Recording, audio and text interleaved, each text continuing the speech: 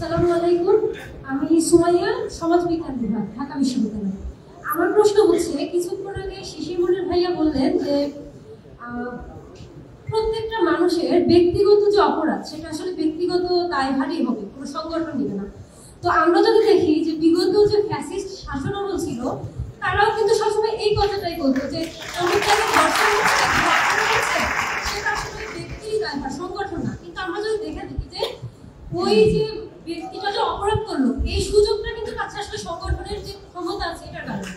তো এই ক্ষেত্রে আরো একটা বিষয় আমরা দেখি যে আমরা ধরেন জুলাই বিপ্লবের কথা বলি কিংবা অন্য যে কোনো কিছু, এখানে কিন্তু সাধারণত কি হচ্ছে যে ভালো ভালো কাজগুলো যারা করছে, এটা কিন্তু আমরা সংগঠন আসলে এই দাবিটা নিচ্ছে, এই দাবিটা করছে যে আমার সংগঠনের লোক আসলে এই ভালো কাজটা করেছে।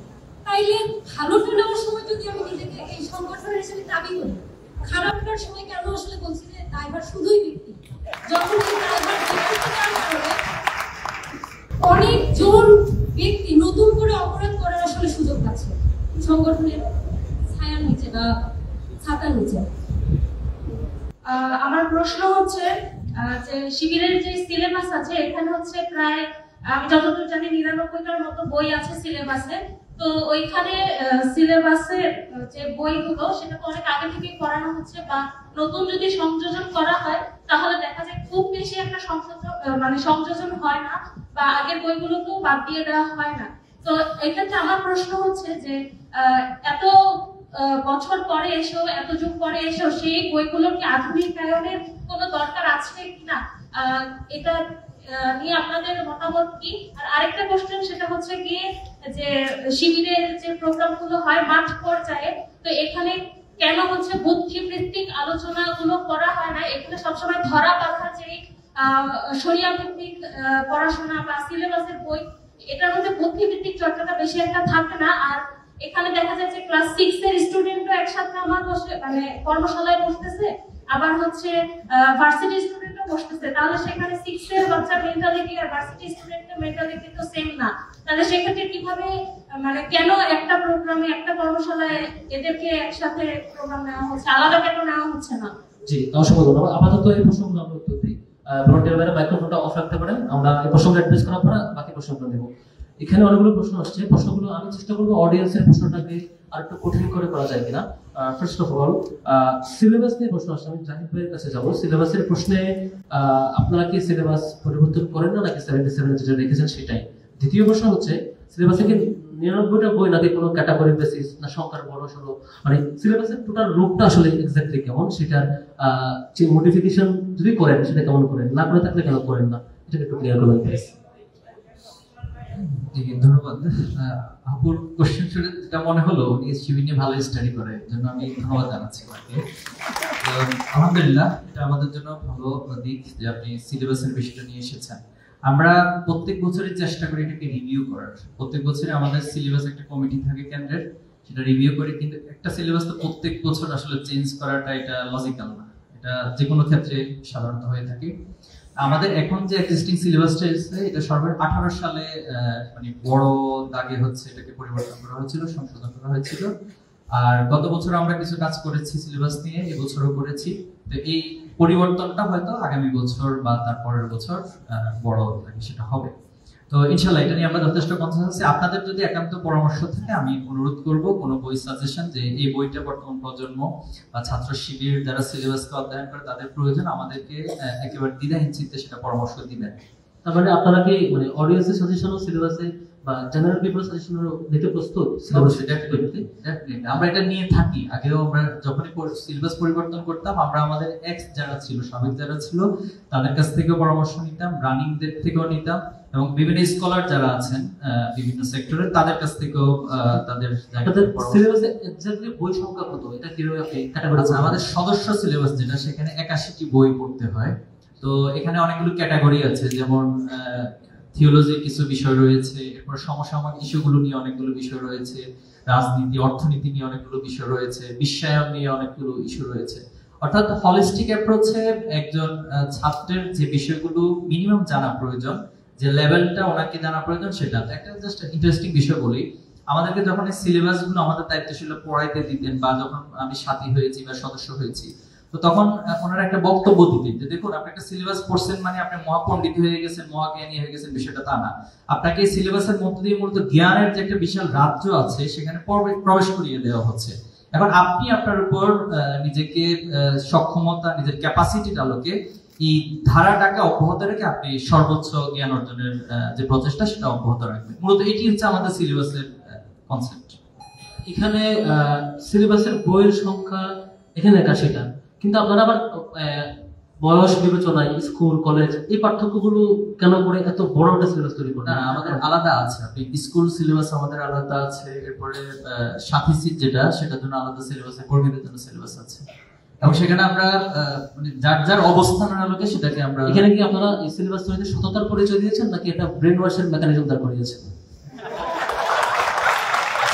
এখন ব্রেন ওয়াশের সংজ্ঞায়নটা আপনি কি করবেন সেটার উপর ডিপেন্ড করে আমার উত্তরটা হবে। আপনি আগে একটা জিনিস, আপনার ভিতরে অনেক খারাপ কাজ অব্যাহত ছিল, অথবা সাপোজ একটা সহজ, আপনি মাদক আসক্ত ছিলেন, এখন আপনাকে কেউ একজন খুব ভালো করে বুঝিয়ে মাদক থেকে মুক্ত করলো, আপনি এখন একদম ফ্রেশ মানুষ, মাদক মুক্ত মানুষ, তাহলে এটা কি আপনি ব্রেন ওয়াশ বলবেন? তো ছাত্র শিবির তো আসলে ভালো জিনিসগুলো পুশ করা হয়। আমরা আমাদের যে ক্লাস করছি, একাডেমিক যে আমাদের সিস্টেমটা, এখানে যে সিলেবাস, এর মধ্যে দিয়ে তো আমাদেরকে একটা কোয়ালিটি বিল্ড আপ করা হয়, একটা লেভেলকে আমাদেরকে ফিল আপ করা দেওয়া হয়। এই বিষয়গুলো থেকে তো ব্রেন ওয়াশের যে নেগেটিভ সেন্স সেটা তো বলা যায় না, পজিটিভ সেন্স থেকে বলতে পারি। অসংখ্য ধন্যবাদ। তার মানে আমরা আশা করছি আপনারা অন্তত জ্ঞানের রাজ্যের প্রাইমারি আইডিয়াটা দেওয়ার জন্য জাস্ট একটা প্রাইমারি আইডিয়া এবং ওনাকে প্রবেশ করি, এবং এটাই হায়ার সিলেবাস সাজেস্ট করে। রাইট, ওকে। তো অডিয়েন্সের সুযোগতে বড় রাখা বলা আমাদের কথা রয়েছেন যিনি সমাজের সমিতির সেক্রেটারি, তিনি আরেকটা প্রোগ্রামের জন্য একটু ছুটি চাচ্ছেন, মানে আজকের প্রোগ্রাম থেকে বিদায় নিচ্ছেন। আমরা ভাইকে ধন্যবাদ জানাচ্ছি। আজকে প্রশ্ন করছে, আমরা অ্যাড্রেস করতে থাকবো প্রশ্নগুলো, এবং একই সাথে তিনি আবার চাইলে আসতে পারবেন প্রোগ্রামটি শেষ করে চলমান থাকে। আমরা প্রশ্ন নিতে চাই, প্যানেলিস্টরা তাদের প্রশ্নগুলো যদিও করেছেন। আমরা এর পরের প্রশ্নে যাব। প্রশ্নটি করব, একটা বলে রাখা ভালো, শিবিরের কাছে প্রশ্ন যা আসছে, কিছু প্রশ্ন ট্রু পলিটিক্যাল, কিছু প্রশ্ন ট্রু থিওলজিক্যাল, মানে এরকম একটা মানে ক্রিটিক্যাল পজিশন আমার মনে হয় খুব কম সংগঠনে ফেস করে, যে একবার রিলিজিয়াস মাসালা নিয়ে প্রশ্ন হচ্ছে, থিওলজিক্যাল কোয়েশ্চেন, আবার ট্রু পলিটিক্যাল কোয়েশ্চেন আসছে, আবার দুইটার মাঝামাঝি দাঁড়িয়ে পলিটিক্যাল যে কন্ডিশন সেটাকে তাদেরকে অ্যাড্রেস করতে হবে। নিশ্চয়ই তারা অ্যাড্রেস করবেন। আমি সরাসরি যাব শিশির মনির ভাইয়ের কাছে। সেটি হচ্ছে, যদিও প্রশ্নটি রাষ্ট্রের কাছে হওয়া উচিত যে ভাস্কর্য কেমন হবে, থাকবে কি থাকবে না, শিবির সেটিকে কিভাবে অ্যাড্রেস করবে, শিবির আদৌ ক্ষমতাসীন দল কিনা নাকি লোক তৈরির কাজ, এখানে একটা ডিবেট আছে। তা সত্ত্বেও এই ভাস্কর্য থাকার না থাকার ব্যাপারে শিবিরের জায়গা থেকে কোনো যদি কোয়েশ্চেন করে আপনি কি উত্তর দেবেন? এটা 100% সত্যি। শিবির বাংলাদেশের সরকার গঠন করার কোনো সম্ভাবনা নেই। সরকার যদি গঠন করতে হয় তাহলে বৃহত্তর রাজনৈতিক দলগুলো করবে, আর ছাত্র শিবির ছাত্র সংগঠন হিসেবে কোনো লেজুর ভিত্তির ছাত্র রাজনীতির পক্ষে নয়। তার মানে আপনারা কারো ভাস্কর্য তৈরি করবেন না? তার মানে কি? তার মানে হলো এই মানে যে ঢাকা বিশ্ববিদ্যালয় এখানে সেখানে ভাস্কর্য থাকবে কিনা এটা নির্ধারণ করবে যারা ক্ষমতায় যায় তারা। সেই সিদ্ধান্ত নেওয়ার দায়িত্ব শিবিরের। শিবির কি পারবে কোন জায়গায় ভাস্কর্য থাকবে কি থাকবে না সিদ্ধান্ত নিতে? এটা হবে রাষ্ট্রীয় পলিসির উপর নির্ধারণ করে। আর কোনটা ভাস্কর্য আর কোনটা মূর্তি এই নিয়ে বিরাট বিস্তৃত আলাপ আলোচনা আছে। থিওলজিস্টদের মধ্যেও অনেক তফাৎ আছে, পার্থক্য আছে। এই জন্য যেহেতু ছাত্র শিবিরের সঙ্গে এটা প্রাসঙ্গিক নয়, সুতরাং এখানে সুনির্দিষ্ট স্ট্যান্ড নেওয়ার কোনো প্রয়োজনীয়তা আমি দেখছি না। তবে এতটুকু দেখছি, কোন রাজনৈতিক দল যদি ক্ষমতায় যায় তাহলে তারা রাষ্ট্রের পলিসি নির্ধারণ করবে। আর শিবিরের মূল কাজ হবে এই রাষ্ট্র সঠিকভাবে পরিচালনা করার জন্য উপযুক্ত ম্যান পাওয়ার সাপ্লাই। অসংখ্য ধন্যবাদ। এখানে দাড়ি, টুপি, তারপর হচ্ছে প্যান্ট, কিছু সিমটমস নিয়ে কোশ্চেন করা হয়েছে। আমি প্রশ্নটা একটু কঠিন করতে চাই, সিমটমসটা না করে একেবারে এটা প্রিন্সিপালকে কোশ্চেন করতে চাই যে থিওলজির ব্যাপারে আমি নিজের গালির বাইরের কাছে প্রশ্নটি করবো। থিওলজির ব্যাপারে আসলে শিবির কোন স্কুল অফ থট ফলো করে বা এটা কিভাবে করে? এই যে রিলিজিয়াস মাসালাগুলো নিয়ে শিবির কতটুকু ফ্লেক্সিবিলিটি ছেড়ে দেয় অথবা কতটুকু লিমিটেশন দেয়, এটা একটু ক্লিয়ার করবেন কিনা? এখানে প্রশ্নটা আসে যেহেতু ছাত্র শিবির ইসলামিক ইডিওলজি ফলো করে, একটা ইসলামী ছাত্র সংগঠন, কাজে তার কর্মী সমর্থক কিংবা মেম্বার যারা সদস্য তারা ইসলামী বিধিবিধান কতখানি পালন করবে। তো এখানে ইসলামের মধ্য থেকে কোশ্চেনটা তো ফিকের কোশ্চেন, হালাল হারাম, কোনটা ওয়াজিব, কোনটা সুন্নাহ, কোনটা মুস্তাহাব। এবং এখানে ইসলামের যে ফিকি স্কুল, এটা তো একটা স্কুল না, মাল্টিপল স্কুল আছে, তাই না? এখানে হানাফি ফিকি স্কুল আছে, শাফি আছে, মালিকি আছে, হাম্বলি আছে। আকীদার ক্ষেত্রে 3টা ভিন্ন ভিন্ন স্কুল আছে, ইসলামের সুফি স্কুলের কিছু নরম আছে। আবার একই ফিকি স্কুলের মধ্যে ডিফারেন্ট যারা ইস্তেহাদ করছেন তাদের ইস্তেহাদের মত পার্থক্য আছে। যেমন কোনো একটা ইস্যুতে আপনি হানাফি ফিকের মধ্যে 2টা-3টা ওপিনিয়ন পাবেন, মালিকি ফিকের মধ্যে 2টা-3টা ওপিনিয়ন পাবেন। তো এখানে ছাত্র শিবির 2টা জিনিস ফলো করে। একটা হলো যে এই ডিফারেন্স অফ ওপিনিয়নের মধ্যে কে কোনটা ফলো করবে সেটার ক্ষেত্রে শিবির কালেকটিভলি কোনো স্ট্যান্ড নেয় না। এখানে তার জনশক্তি স্বাধীনভাবে তার জাজমেন্ট ইউজ করে তার মতো করে তার ফিকি স্কুল ফলো করতে পারে, এটা হলো এক। এবং 2 হলো যে শিবির তার সাংগঠনিক বাধ্যবাধকতা এটাকে লিমিট করে ফরজ এবং ওয়াজিব যেই জায়গায় একটা কমন আন্ডারস্ট্যান্ডিং আছে, ইখতিলাফ নাই, যে মত পার্থক্য ব্যতিরেকে সকল অধিকাংশ অলমোস্ট অধিকাংশ মুস্তাহিদরা যেখানে এগ্রি করছে যে এটা ফরজ এটা ওয়াজিব, সেই জায়গাটাতে শিবির তার সাংগঠনিক বাধ্যবাধকতা দেয় তার জনশক্তির ব্যাপারে, বাইরের লোকদের ব্যাপারে না। আর যেখানে ইখতিলাফ আছে, যেখানে ভিন্ন ভিন্ন ফিকি ওপিনিয়ন আছে, সেখানে শিবির এটা ওপেন করে রাখছে, তার জনশক্তি তার নিজের স্বাধীনতা দিয়ে, তার জাজমেন্ট দিয়ে, তার মতো করে ডিসিশন নিবে যে কোন ফিকি স্কুল সে ফলো করবে, অথবা ডিফারেন্স অফ ওপিনিয়নের ক্ষেত্রে কোন স্পেসিফিক ফিকি ওপিনিয়ন। তার মানে শিবির তার ম্যান পাওয়ারের কাছ থেকে শুধুমাত্র ফরজ ওয়াজিব লঙ্ঘন না করা এবং কবিরা গুনাহ না করা এই কমিটমেন্টটাই নেই, বাকি ব্যাপারে তার উপর ছেড়ে দেয়, এরকম কিছু। বাকি জায়গায় শিবির মোটিভেশন করে, কিন্তু সাংগঠনিক বাধ্যবাধকতার মধ্যে আনে না। তার মানে শিবিরের মনে করেন শিবিরের সমাবেশে জনশক্তিরা প্রোগ্রাম করলো, তারপর নামাজ পড়তে গেল, আপনি কি এটা বোঝাচ্ছেন এখানে কেউ আমিন জোরে বলবে, কেউ আসতে বলবে, কেউ মানে 8 টাকা 12 টাকা 20 টাকা, আমি আরো স্পেসিফিকলি সব মতে মানুষের এখানে ইমপ্রুভ করবে। আমি আরো স্পেসিফিকলি বলি যে ধরেন আমি শিবিরের মধ্যে একটা ইসলামিক প্রোগ্রাম করতেছি, সেখানে আমি নামাজের ফিক শেখাবো। তো সেখানে আমাদের পক্ষ থেকে কোনো স্ট্যান্ড থাকবে না যে আপনি স্পেসিফিকলি কোনটা শেখাবেন। এটা হচ্ছে আমাদের, আপনি যে আলেমকে এখানে ইনভাইট করবেন তিনি তার নলেজের জায়গা থেকে যদি আপনার 2 ভাবে যাইতে পারে, সকল ফিকি স্কুলের মাসলা আনতে পারেন, অথবা মোস্ট কমন অথবা উনি যেটাকে মোস্ট পারফেক্ট মনে করেন। এর ফলে আপনি দেখবেন যে শিবিরের লোকদের মধ্যে কেউ হানাফি ফিক ফলো করে, কাউকে আপনি আহলে হাদিসও পাবেন। So there are different school তারা ফলো করে। আমরা এটাকে কখনোই একটা স্পেসিফিক মনোপলির জায়গায় নিতে চাই। কি শিবিরের দুর্বলতা না শিবিরের স্ট্রেংথ? কি মানে of course it is strength. এর ফলে যেটা হচ্ছে সেটা হচ্ছে যে আমরা একটা জিনিস অনার করতেছি যে ইসলামের মধ্যে ফিকি ইখতিলাফের একটা বড় জায়গা আছে, তাই না? একটা হিস্টোরিক কারণ আছে যে কেন এটা ডেভেলপ হলো।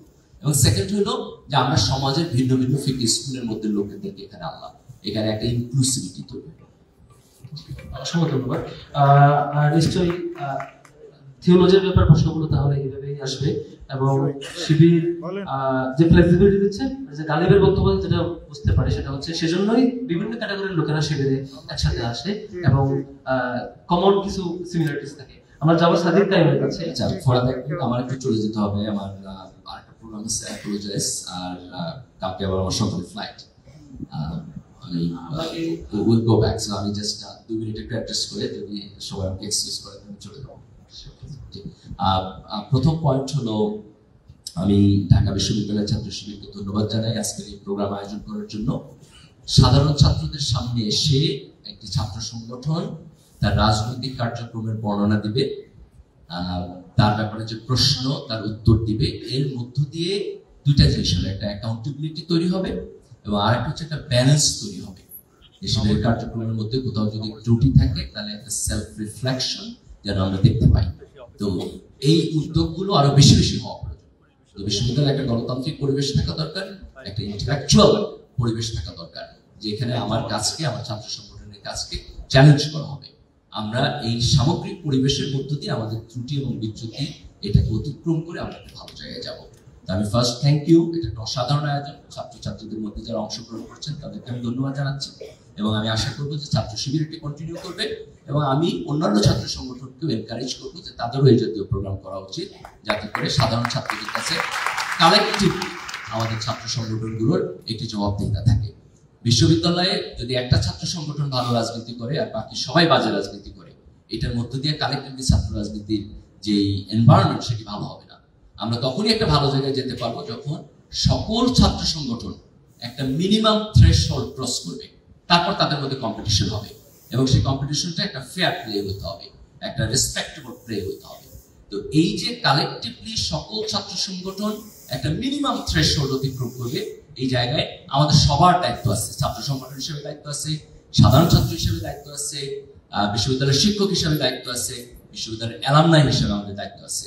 আমি আশা করবো যে আমরা সবাই এই দায়িত্ব পালন করব এবং আমরা এই জুলাই যে গণ অভ্যুত্থান এর স্পিরিটকে ধারণ করে আগামী দিনে সকল বিশ্ববিদ্যালয় ক্যাম্পাসে এবং আমাদের জাতীয় রাজনীতিতে আমরা একটি জাতীয় ঐক্যের পরিবেশ এবং একটি ভালো গণতান্ত্রিক পরিবেশ পাবো। এই আশাবাদ ব্যক্ত করে আমি শেষ করছি। সবাইকে ধন্যবাদ। আল্লাহ হাফেজ। আসসালামু আলাইকুম। ধন্যবাদ জানাচ্ছি মির্জা গালিবকে, তিনি মোটামুটি যতক্ষণ ছিলেন ভালো উত্তর দেওয়ার চেষ্টা করছেন। আমরা এখন প্রশ্নগুলোর দিকে যাব। আরেকটি প্রশ্ন বাকি ছিল, সেটি হলো সাদিক কারিমের কাছে প্রশ্ন আসছে যে দায়িত্বশীল নির্বাচন হওয়ার পর তিনি কান্না করার কারণ কিংবা এই প্র্যাকটিসটা আপনার দিক থেকে কান্নার মনে হয়, আরেকজনের দিক থেকে সেটা কিউরিসিটি থাকে, এক্স্যাক্টলি কান্নার কারণটা কি বা এই পরিবেশটা কেন বা হয় কিনা? তো ধন্যবাদ। ইসলামী ছাত্র শিবিরের আপনারা যদি গঠনতন্ত্র পড়েন, এখানে 34 নম্বর ধারা, আমি বারবার বলছি এটা একটু আমাদের পড়া দরকার। এখানে দায়িত্বশীল নির্বাচনের কিছু গুণাবলী কথা বলা আছে, যে গুণাবলীগুলোর ভার অনেক বেশি। কেউ যদি শিবিরের নেতা নির্বাচিত হয় তাকে এই গুণাবলীগুলো থাকতে হবে, তাকে আমানতদার হতে হবে, তাকে যোগ্য হইতে হবে, তাকে দায়িত্বের অনুভূতি সম্পন্ন হইতে হবে, অনেকগুলো গুণাবলীর কথা এখানে উল্লেখ আছে। তো এই যে দায়িত্বটাকে আমরা একটা আমানত হিসেবে মনে করি, তো আমরা প্রত্যেকে মনে করি আমাদের যে যোগ্যতা, সেই যোগ্যতায় ঘাটতি আছে। তো এত বড় দায়িত্ব যখন আমার কাছে চলে আসছে, আমি কি আসলে পারবো কিনা, মানে আপনাদের ইন্টারভিউ করবো, সেটা হচ্ছে দায়িত্বের ভার কি এরকম যে আপনাকে কিছু কাজ করতে হয়, খুবই কমপ্লেক্স কাজ, টাকা উঠাইতে হয় সামনের কাছ থেকে, এটা আবার খরচ করতে হয়, আবার অডিট করতে হয়, আবার যেটুকু আলাদা যা আসছে, আবার এগুলোর আবার রেগুলার প্রোগ্রামে আপনাকে প্রশ্ন মুখোমুখি হইতে হয়, এই সঙ্গে ভারী মনে করে নাকি এখানে আপনার কাছে রিসোর্স এবং এটার ইউটিলাইজেশন নিয়ে আপনার কোনো ফিউচার জবাবদিহিতার কারণে ভারী মনে করে? এক্সাক্ট কারণ কোনটা? দুটাই। একটা হচ্ছে এখানে হোলিস্টিক কাজ এবং এটা হচ্ছে রিসোর্স ইউটিলাইজেশন, দুইটার জন্য আমি অ্যাপ্রোপ্রিয়েট কিনা, এই সামগ্রিক ভাবনাগুলোর কারণে এটা হচ্ছে নিজের কাছে অনেক বেশি ভার মনে হয়। সেই জায়গা থেকে আমাদের এখানে যখন দায়িত্ব আসে, সে অনেক বেশি ইমোশনাল হয়ে যায়। দায়িত্বটা যতটা আমানত সে পালন করতে পারবে কিনা, কারণ যেহেতু এখানে ব্যক্তির তার কোনো চাওয়া পাওয়া নাই, তার চাওয়া পাওয়া হচ্ছে সে যে অবস্থায় রিসোর্সটাকে পেয়েছে সেটার প্রপার ইউটিলাইজেশন সে করতে পারবে কিনা। সেই সেন্সিটিভিটি থেকে, সে আমানতদারিতা থেকে তার কাছে এটা অনেক বড় বোঝা মনে হয়। তো সেই জায়গা থেকে সে অনেক বেশি ইমোশনাল হয়ে যায়। তো যেহেতু এখানে আমাদের যে শিবিরের যে রাজনৈতিক আমাদের যে এখানকার সৌন্দর্য, এখানে আমরা কেউ শিবির থেকে নেওয়ার জন্য আসি না। আমি যে অন্যান্য ছাত্র সংগঠন যেটা হয়, কেউ যদি একটা পদ পাই, তার অনেক পারপাস থাকে, আমি এর মাধ্যমে এই জিনিসগুলো অর্জন করবো, অথবা আমার এই জিনিসগুলো আসবে। কিন্তু শিবির আমরা এখানে দেওয়ার জন্য আসি। আমি এখানে শিবিরের পদবি দিয়ে আমি এটা করবো ওইটা করবো, এই গেম করা আমাদের পারপাস থাকে। তার মানে এখানে আপনারা একটা অর্গানাইজেশনাল কালচার ডেভেলপ করছেন, যেটা একটু নিউ থিং আমাদের কাছে, বাট এটা আপনারা এটা প্র্যাকটিস করতে পারেন। ওকে, আমরা সেভাবে ধরে দিচ্ছি। আমরা অডিয়েন্সের কাছে এই প্রশ্নটা এখন যাবো, তবে তার আগে লাস্ট প্রশ্ন, সেটা হচ্ছে শিশির মনিরের কাছে। সে যিনি, ওনার কাছে প্রশ্ন আসছে যে ব্যক্তির দায় সংগঠনের উপর আসবে না, সেক্ষেত্রে ফেসিবাদের ব্যাখ্যা করতেন। এখন কোন প্যারামিটার থাকলে ব্যক্তির ভালো ক্রেডিট সংগঠন নিবে, আবার কোন প্যারামিটার থাকলে ব্যক্তির খারাপ জিনিস সংগঠন নিবে না? দেখি এমন যে হচ্ছে আপনি বলতে চাবেন একটু পরে যে হচ্ছে সংগঠন তার সাংগঠনিক সিদ্ধান্তে এটা করে নাই, সেজন্য দায় নিচ্ছে না, আর ভালোটা সাংগঠনিক সিদ্ধান্ত, এমন কিছু? এটা ভেরি কমপ্লেক্স লিগ্যাল জুরিসপ্রুডেন্স। যেমন ধরুন, এই জুলাই বিপ্লবের সময় একজন শাহবাগ থানার ওসি সে গুলি করেছে, তার এই গুলির জন্য আমরা ঢাকা মহানগর ডিএমপি কমিশনারকে লায়াবল করতে পারবো কি? আর ঢাকা মহানগর ডিএমপি কমিশনারকে যদি লায়াবল করি, তাহলে তার উপরে ইন্সপেক্টর জেনারেল অফ পুলিশকে আমরা লায়াবল করতে পারবো। হ্যাঁ, আইনে বলছে এটা করা যাবে যদি একটা কমন স্ট্রাকচার এস্টাবলিশ করা যায়। কমন স্ট্রাকচার অর্থাৎ ঢাকা শাহবাগের ওসি যে গুলি করেছেন, এই গুলিটার ডিসিশনটা হয়েছে ইন্সপেক্টর জেনারেল অফ পুলিশের অফিসে। That instruction was given to the DMP commissioner, and that instruction was subsequently relayed to the Shahbag police station. তাহলে শাহবাগ পুলিশ স্টেশনের কোন পুলিশ অথবা কোন অফিসার যদি গুলি করে থাকে, তাহলে তার জন্য inspector general of police will be held responsible. এটা হলো কমন স্ট্রাকচারের মধ্যে যদি থাকে, আর কমন স্ট্রাকচারের মধ্যে ইনস্ট্রাকশনের কারণে যদি হয়ে থাকে, তাহলে এই লায়াবিলিটিটা বর্তাবে শুধুমাত্র ওই ব্যক্তির উপরে না, তখন লায়াবিলিটিটা বর্তাবে তার হায়ারার্কির উপরে।